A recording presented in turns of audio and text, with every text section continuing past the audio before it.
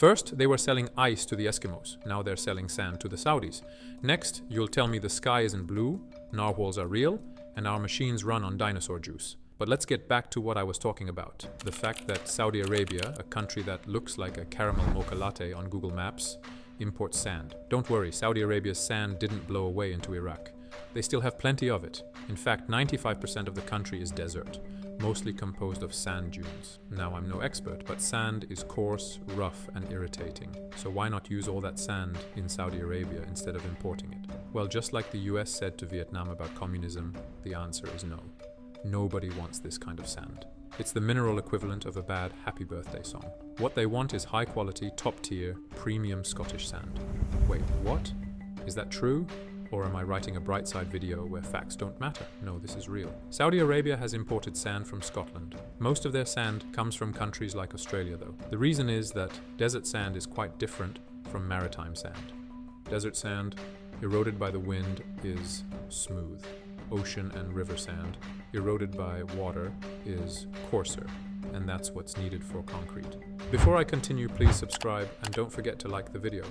Concrete is super useful for making buildings and giving those spinny truck things something to carry. The smoother properties of desert sand make it useless for building. How much maritime sand is in concrete varies, but overall, sand is a significant portion of it. The issue is that sand, like dinosaur juice, is a non-renewable resource. It takes longer to make sand than it does to make humans. Some countries, including Saudi Arabia, have used up their stocks of usable sand. Saudi Arabia loves building things.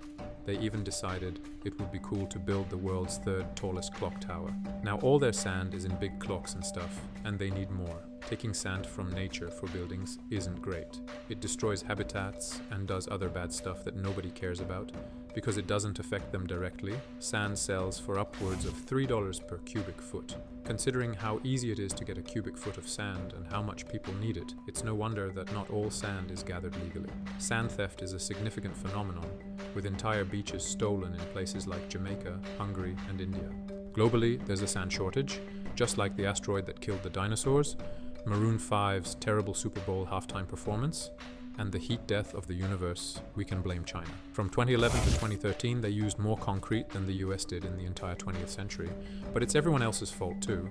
It's actually easy to not use sand in construction. You can recycle concrete or use other materials, but nobody cares.